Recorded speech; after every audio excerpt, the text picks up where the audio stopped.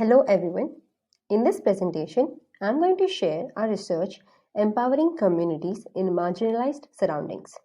This research is done by Karin Fröhlich, Karishma Jain from Aalto University, Antti Pinomaa from Lahti University of Technology, and Professor Marko Nieminen from Aalto University.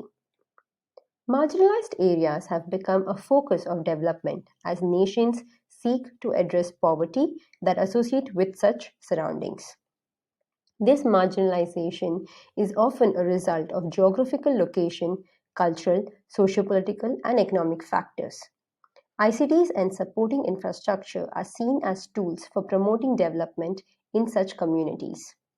Thus, we present a case study conducted in an African marginalized community showing how collaborative introduction, operation of electricity, and advanced ICT infrastructure were sustained by the local community members. We also show the processes that were followed in engaging ICTs. We start our research with a literature study on sustainable techniques for the implementation of ICT 4D projects. Here, ICT 4D represents information communication technologies for development. There are different views of what constitutes sustainability in ICT 4D projects. Mayer and Marius separated systems of key project stakeholders, namely the donor-sponsor system from the beneficiary system, the benefiting community, and the ICT system that delivered services. Hence, sustainability is determined by systematic drivers that are based on who among stakeholders defines change, a multi-perspective understanding of the capacity and readiness of the beneficiary system, and the extent of alignment between the project and the natural agents of change within the beneficiary system. While electrification is important for ICTs, there appears to be little focus on electricity when reporting on ICT 4D projects. In addition, individuals in marginal surroundings have limited or no electricity. Approximately 85% of households based in rural areas have no access to the main electricity grid in Namibia. The second part of this study focuses on empowerment opportunities from ICT 4D projects. This study follows Alo et al.'s approach in an attempt to understand how a collaborative community managed electrification and advanced ICTs project empowered the members of the target community. Dasuki and Kwai defines empowerment as the process of enabling one to gain a substantial new capability that allows for the performance of specific action. According to Dillahunt, members of the marginalized communities may not be able to visualize how the technology can be used for empowerment given the weak social connections. However, Hue et al. Proposes a metaphor that can explain how technology diffusion occurs among members of a marginal community.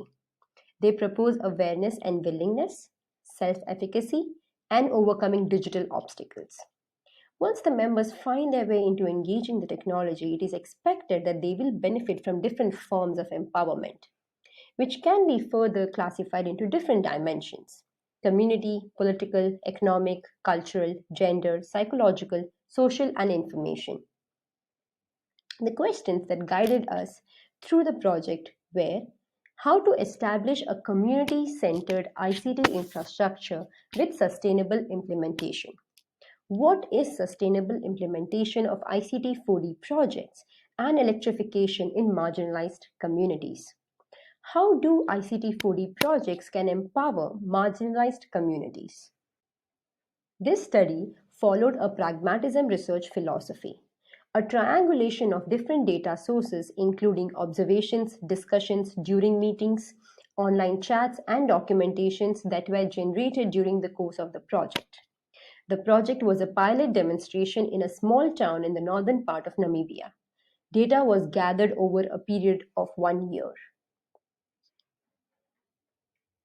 This project is a result of international collaboration between the industry, universities, and public sector.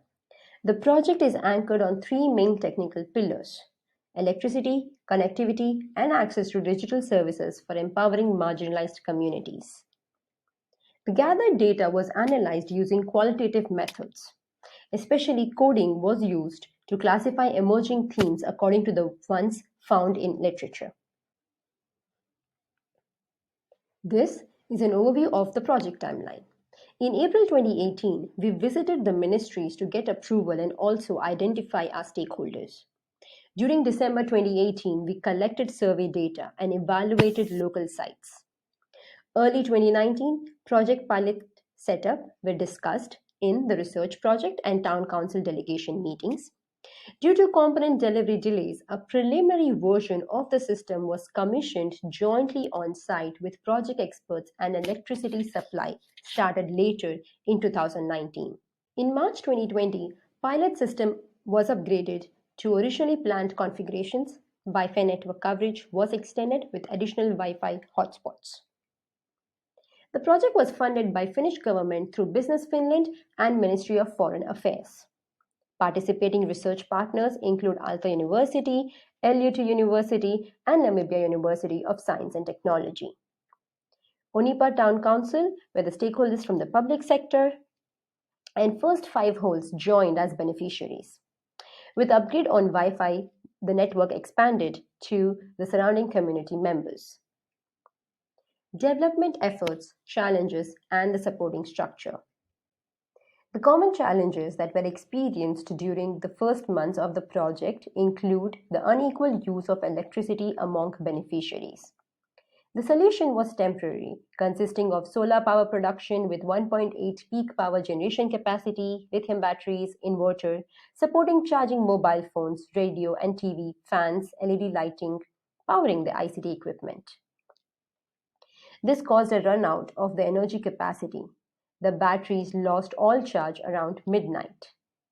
This led to a quick introduction of an energy metered quota system that managed the electricity distribution and load control, switching on or off per household.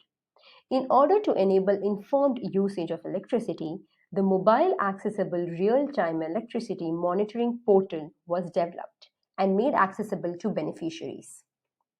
Yet another electricity usage and consumption related problem occurred. This time, an unintended simultaneous high consumption of electricity overwhelmed the system, leading to a shutdown due to energy drain from the battery exceeding the set state of charge limit level. There were frequent problems of battery failure too, that it was due to overcast skies due to the rainy season. This was a frequent problem as the project started during the rainy season. A system-level electricity consumption detector, weather report functionality, and a few more new features were quickly developed to navigate away from these problems. Furthermore, approximately after 6 months after initial electrification and the setting up of a computer network with a free Wi-Fi, the project started suffering from a high demand of internet. This could be due to national lockdown following COVID-19 outbreak. This forced the project implementers to screen devices that could access the Wi-Fi using the MAC addresses. The idea was to keep the main bandwidth of internet access to the 5 families that were involved in this pilot project. However, a system upgrade that was later done increased the network coverage. Technical knowledge transfer seemed to be a minor challenge in the first few months. The beneficiaries were expected to provide minimal technical support of restarting the system. Other challenges include noise pollution from the solar battery charger inverter unit in conditions when the battery SOC was running low. In addition, the changes in day length, meaning change in sunrise and sunset times, resulted in solar panels with less hours of electricity production compared to the beginning of the month. Lastly, there were occurrences of the electricity system tripping due to faulty devices that were connected on the electricity network. Here are a few findings on ICT's engagement. The pilot system has been designed and built to offer beneficiaries electrifications, connectivity, and access to digital services. Social connections proved beneficial as the community members tried out different ICT services. Social networks and family members are key drivers of digital services engagement. Once in use, beneficiaries involved themselves in different ways.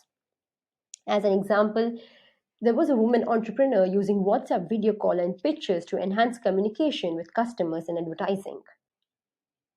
Self-efficacy was gained using social media platforms to advertise their products. Online learning and seeking for employment. Participants and other community members became aware of government websites and social media to help them find jobs and also support learning online during COVID lockdown. This is actually a glimpse of our project on the national news broadcast.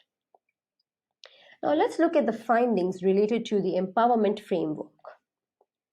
Community empowerment. The outcomes from the beneficiaries' use of the system suggest that they attained community empowerment and now share an interest of working together in solving their problems. A couple of beneficiaries indicated that electrification at their home enabled them to work from home, market their products, and perform online banking. Access to electricity at home enabled women to participate in revenue generation projects. Study findings has shown that importance of social networks was highlighted in promoting technology and digital services engagement. Information empowerment proved popular among school-going children who used online learning following the COVID-19 national lockdown. Internet was used as a source of information for helping children with school activities. This project demonstrated the importance of combined electricity and connectivity to a marginalized community. However, so far we have been able to address the collaborative introduction of such infrastructure. Sustainable and independent enough operation in the future is still a question to tackle. Hence, future research can focus on establishing economic ways of availing digital services to those in marginalized areas in a win-win situation for both the sponsors and the beneficiaries. Thank you for listening to this presentation, and you can find more details from our paper.